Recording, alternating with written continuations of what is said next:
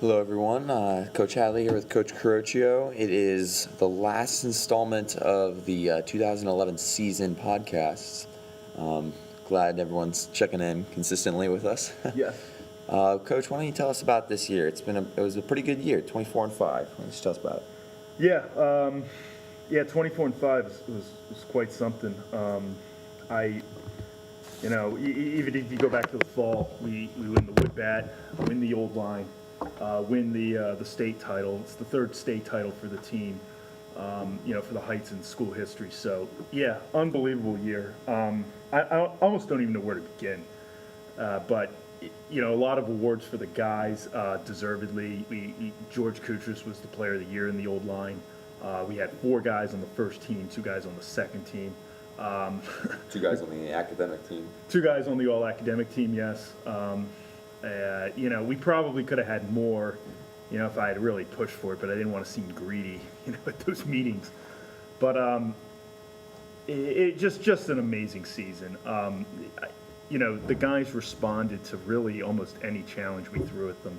I think back to the semifinal day up in Hagerstown, playing bleary-eyed from the prom and, beating Avalon and Walsh. Just unbelievable contributions from guys throughout the roster. There were a couple guys who were hot early, maybe a few guys who were hot late. It was just really an amazing, amazing season. One thing I will say, too, about the team was I was concerned this year coming in, with 20-some guys and 20-some talented guys that there would be sort of some backbiting and, guys, over guys in the lineup and that sort of thing. But that, at least to my knowledge, was not the case. I thought guys supported each other. I thought guys picked each other up, and guys kind of waited their turns. And when they got their opportunities, they produced. And I have to say, I played on a team in college, and it wasn't like that.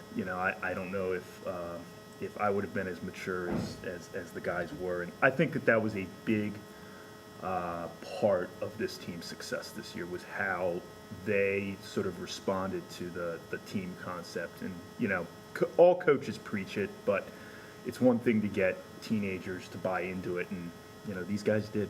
Yeah, we're talking about the team in general. Yeah. The team had the best season in school history since 1997. That's 14 years. Yeah. So that's more not only a credit to the individual, but to the team as a whole and everyone on the team. Yeah. So. Yeah. I and I tell them this. There are thousands of examples, but George Koutras drives in 40 runs, but.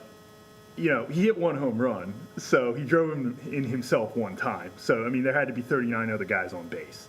And not that, believe me, George is George, but, the fact that we did so much is a testament to so many people.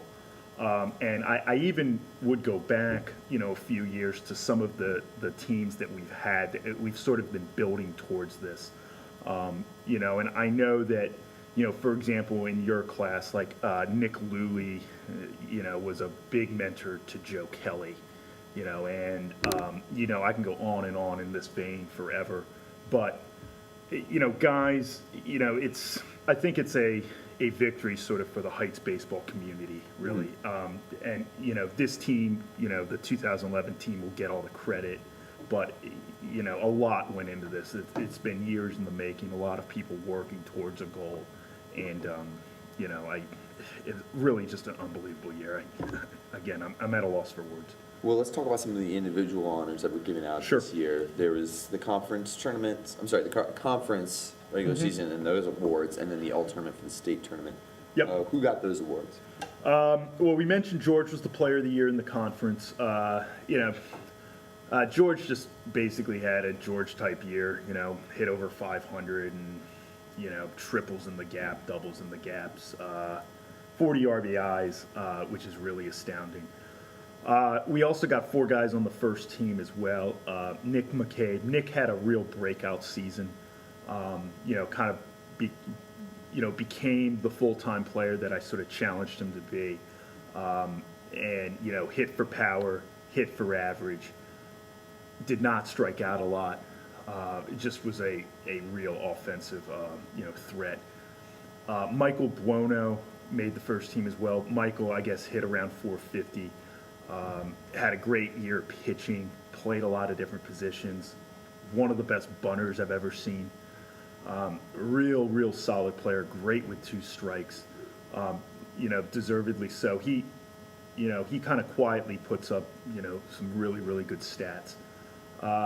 Joe was a little disappointed last year that he didn't make the first team, and Joe had a great year last year, but there's a difference between when you're third and when you're first. You get a little more love in the league, and Joe put up great numbers. Of course, had that moonshot in the Avalon playoff game, and was real good in the playoffs. Also, the thing I'm really impressed with about Joe is how good of a catcher he's become. Of course, Jack made the first team as well. Jack with wins against Riverdale, a win against Avalon. He played a great shortstop, hit real well. Overcame kind of a bit of an early season slump, had a real good year at the plate. Nolan and Luke got second team. I think both easily could have been first teamers. Again, it's hard to push for so many of your guys. But, Nolan had another great year where, hit over 450, had a great finish to the season, played all the infield spots. Luke was Luke in the playoffs, beating Avalon twice. He beat him twice, I think. Yeah, he beat did. Walsh.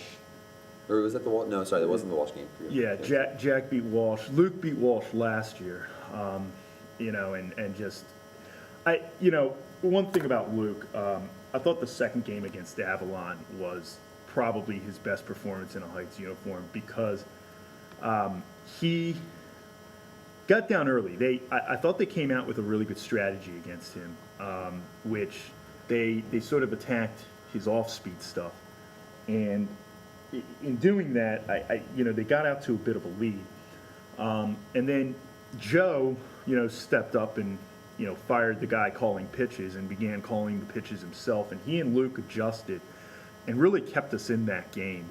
And